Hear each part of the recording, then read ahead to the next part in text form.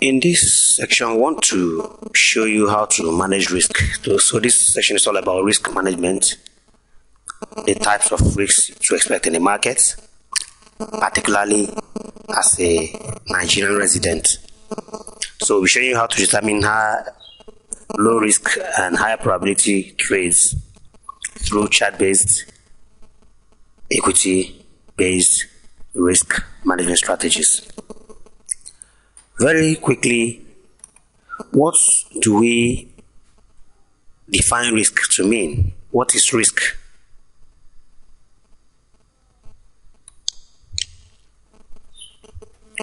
Risk, we can define it to be a loss. It could be pain or setback.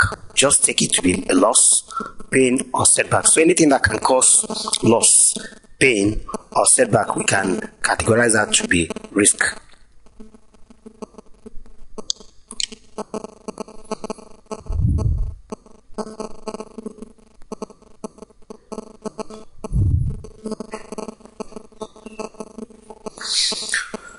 There are about 4 types of risk to expect in the market, particularly as a trader resident in a developing country or a country like ours. There are market risks which everybody in the market faces. When you are in the market, you have the market makers to contend with. You have the price spikes to contend with. You have the market unpredictability to contend with in the market. So how do you manage these types of market risks? Choosing your broker is very key. Choose your brokers rightly. Make sure you choose the right broker. Choose a broker that has your interest. And when choosing a broker, ask questions. Always read through the fine prints. Where you are in doubt, ask them what they mean. A broker offering you leverage and adding floating, check it, ask what it means. It's very important. And because the market is one unpredictable one, because the market is an unpredictable one, it's always important to make sure you first and foremost identify the trend. That way, when you join the trend, you have a higher probability of not missing it. Then you have technology risk. Of course, in the market risk still, and as a way to manage your market risk, learn the tools you can use. For instance, if you check this trade we are running, this trade is about 123 pips in profits, and one way to manage this risk, we have already locked in 50 pips out of the whole lot, and we're expecting it to come up here and take our profits. We do not know how long it may take to do that, but we're expecting that it should happen. But just in case it doesn't happen, we have already secured some 50 pips. We might still decide to secure more. Alright, it's all our prerogative, but bottom line, learn to manage risk. Using trailing your stop, monitoring your trades can help you manage risk. But when you realize that monitoring your trade will give you heart attack, set it up, set your targets, and close your computer and let the market decide itself. That's why you choose stop loss and take profit. So using them help you to manage risk. Technology risk. Technology risk has to do with issues that border on power, electricity, internet services, issues that have to do with your computer. For example, in our own part of the world, we still have issues with electricity. So you need to make provision for backup for your electricity. If you have a laptop to trade with, make sure you have a battery that is durable, that has a long lasting, that can last for a long time. Also, you may want to have a backup battery. You may want to get an inverter to support a power supply, and maybe your gen can also be of good help. So make this provision. And for your internet connection, You can have alternative internet services. Some also subscribe to VPS, virtual private servers. Perhaps if you are on auto trading, you may want to get a VPS. But still talking about technology risk, viruses. When your computer is not protected against viruses, you have issues, which is why it's important you have a good working antivirus software on your computer. Viruses can damage your computer, they can crash your system, they can steal information from your computer. So scan your computer very often. Psychological or emotional risks. These have to do with the issue of psychology. You need to train your emotions to become intelligent as a trader. And one way of doing that is by understanding that the market moves in cycles. For example, right now it's going up. A time comes when it goes down. So train your emotions to watch for it, for the change, and adapt to any change that happens. Do not stick to any particular side forever. Still talking about emotional or psychological risks. Understand that losses come. Accept them when they come and plan to take little losses. And then also accept that huge profits will come. Plan for them. Do not be the kind of trader who thinks that he can never lose. That is where emotional breakdown comes in.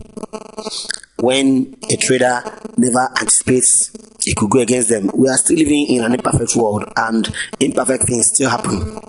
So learn to manage this emotional or psychological risk by one, understanding that the market goes up, it comes down. When it goes up, be preparing for coming down. When it comes down, preparing for going up. Understand that losses come and plan and prepare to take little losses along the way. And also understand that once in a while, huge profits come and prepare to take them as they come. Just as we are doing in this particular account, we have prepared for the loss by putting a stop loss, and we're also preparing to take a large amount of profits, which is why we are trailing this. Now, if we want, we can still trail this loss further by taking our stop loss up here. And that way we will be securing more than 50 pips already. We can just say modify order, because we have opened our mind to accept huge losses as they come. And we want to extend our take profit to 1.14138. 1.14138, and that way we would have secured more than 50 pips. We are adding additional 28 pips, and so that gives us 50 plus 78, 28. That will be about 78 pips secured. 78 pips secured for us. So that's a way to accept huge profits as they come. So nothing happens for us to lose on this trade. We are prepared for it, we are planned for it, and there we are getting it. So that's the way to prepare your mind. Don't shout, don't scream, don't get upset. Prepare for them. Environmental risk, of course, when you understand where you are, where you reside or where you do business, there are certain factors there that may affect what you do. So you need to plan against them, plan to bring them under your control. For example, when you know that here power failure is imminent, is something that happens every now and then you prepare by providing alternative sources of power supply. When you understand that in this environment, internet services are not perfect as they should be, then you know that you have to also make alternative plans for when the thing may not work according to your plan. Also realize that in the market environment, the forces that move the market are forces of supply and demand. So always study them. Study the fundamental analysis, study your charts, study the market psychology, study the crowd movement, crowd behavior. All these go a long way to impact on your trade. These are the types of risk to expect. There might be many more, but just pay attention to this for now. And then you begin to look at how do we manage risk using protective stops. Protective stops are like the stop loss we place in our trade when we place a trade, just like we have here. Our stop loss started from 1.4020, now is at 1.4138. So it's a protective stop. Right now we are protecting our profits, no longer loss. Okay, so always have this stop loss in place. But then there are different types of protective stops. We have time-based stops, we have price-based stops, we have equity-based stops, we have chart-based stops.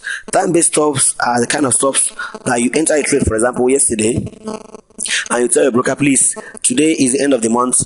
By the time is 7 p.m. on the 31st, please close all my position. It doesn't matter what I have in there, whether it's profit or loss. That's time-based stops.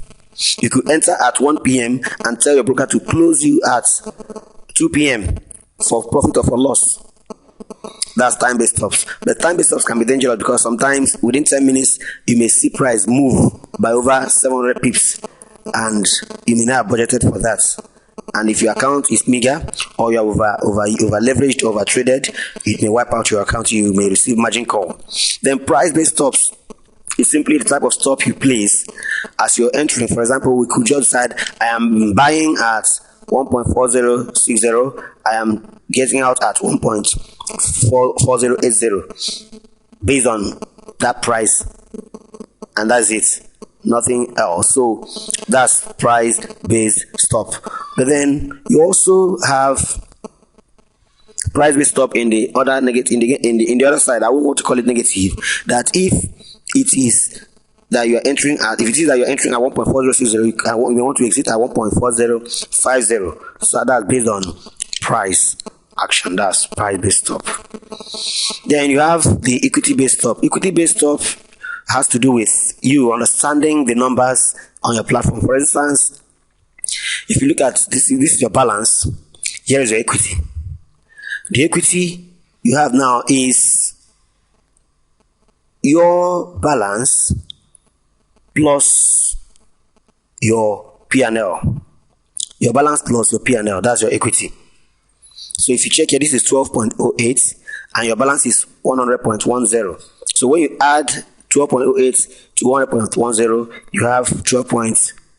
What you have here, now it has dropped to 11.98, so that's why you now have 12.08 here. Again,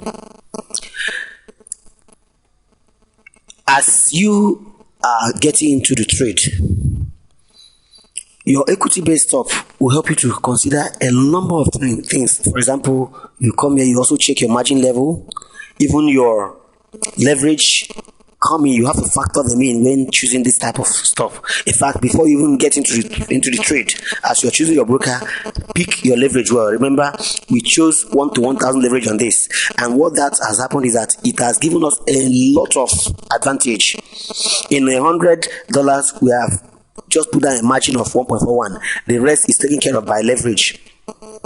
And so now, based on that, our equity is there, and if we want to take another trade, we can actually pick our trades again, another point just from this, and it will be 2.82 out of a whole 100 or the equity that we have here. Now we need to look at your core equity, which is the free margin.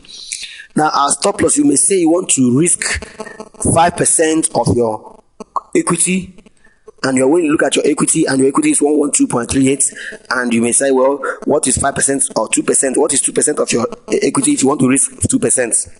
So you work it out, and that will become your stop loss. That is equity based stop loss.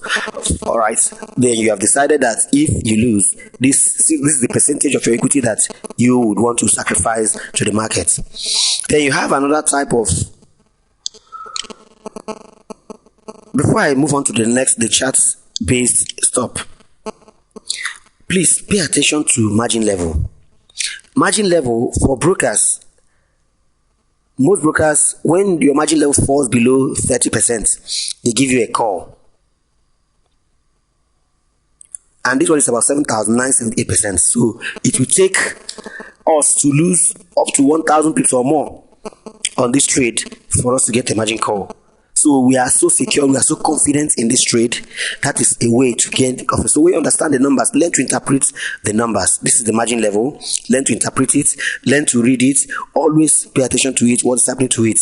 As you are adding trades, more trades to the platform. Always watch your margin level. When your margin level is dropping, it's a warning sign. So take care of that. Then the next one we want to look at is the chart-based stop. Of course, that's what when we now bring to bear our knowledge of working on the chart. For instance, we have the pivot points on the chart right now, and when we place this trade, the other day, yesterday, at support level 1, and below it was support level 2, and that was why we placed the stop loss below it, far below support level 2 rather. And right now, if you check this, if we were to buy up here, our stop loss should be somewhere below here. So then you need to calculate. If, for example, we bought here, for instance, our stop loss will be here, meaning it should be around 28 to less than 30 pips. And our target, if we target here first, so we'll be on 33 pips. So it's still on 1:1 ratio, which is still okay for us. Now, if it then extends to this place, then you know that you are adding more to your account. Now, assuming that we decided to buy at this level, our stop loss would then be here, which is 39 to 40 pips, and our first target is here, 24 pips, which is not too good. Instead, we decide to take a bigger risk and extend it to this place, where we are still expecting price to get to.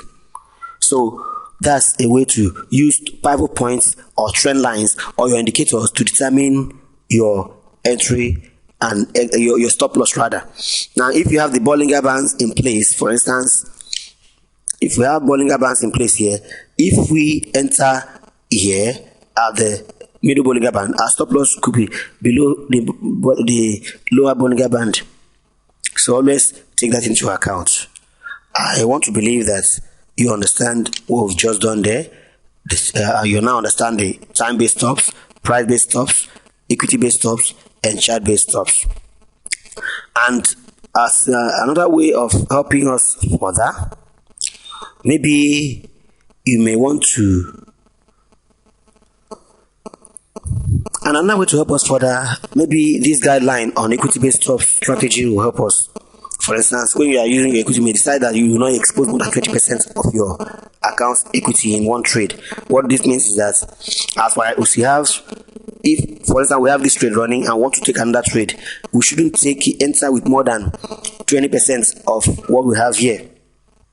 Nominally speaking, if we enter another lot, we will be taking, if we check it by our margin, it's even less than 10% of what we have as our core equity, which is the free margin we have here. So do not enter trades with more than 20%, and leverage helps you. But when you are using leverage, please discountenance that leverage when you are entering trades and work it out that as you are entering one lot, you are entering with 10%. So this is 10% of our balance here. If you enter that way, enter with another 10%, which will be 20%. So always work with it that way. Don't count leverage when you want to take a trade. But when you enter a trade, leverage will then help you to minimize your margin commitment. I hope you got that. If you still are in doubt on that, you may give us a call or send in a question where you're not clear, so we can answer you and clear it up. Now, when you've entered a trade, do not risk more than 3% of your core equity of the margin per trade. What this means is that our stop loss shouldn't be more than 3%, between 1 to 3% or less. And right here, when we enter this trade, right here now, when we enter this trade, we were on 40 pips, and that 40 pips would have been $4. That would have been about 4%. So we kind of didn't adhere to that because we had a different plan given what we already saw. Of course, where the targets were when we entered the trade they were still lower than even 3%. So as it is right now, we no more are suffering any risk of loss. For anything, at worst, we are taking out on a profit.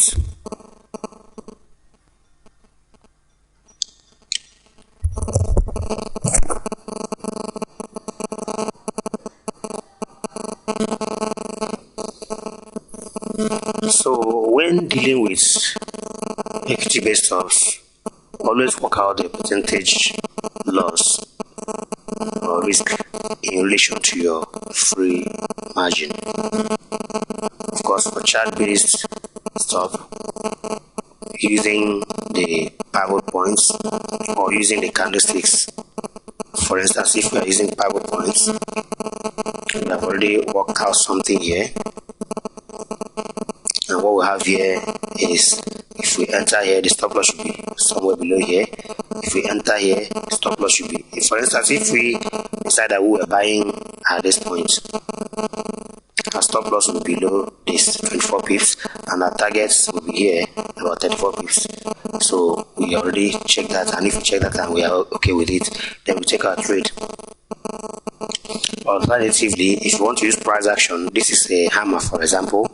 If you want to buy after the appearance of this hammer, maybe we decide to buy here, our stop loss should be below the tail or bottom of that hammer.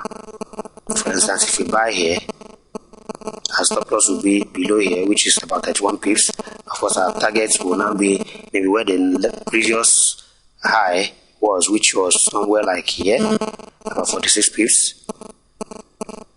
That's a way to work that out. Or you may then add your tools like the pivot points or trend lines to determine your target.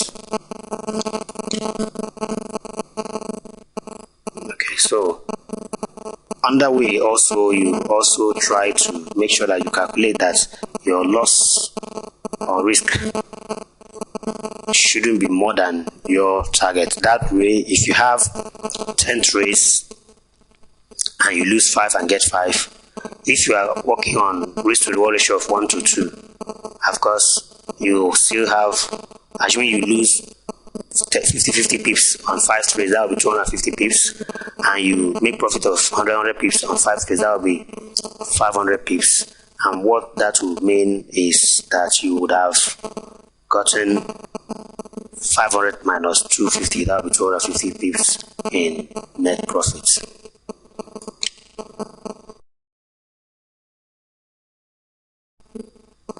We've seen it demonstrated on the chart already. So you lay your hands on this, practice, and you will surely get there.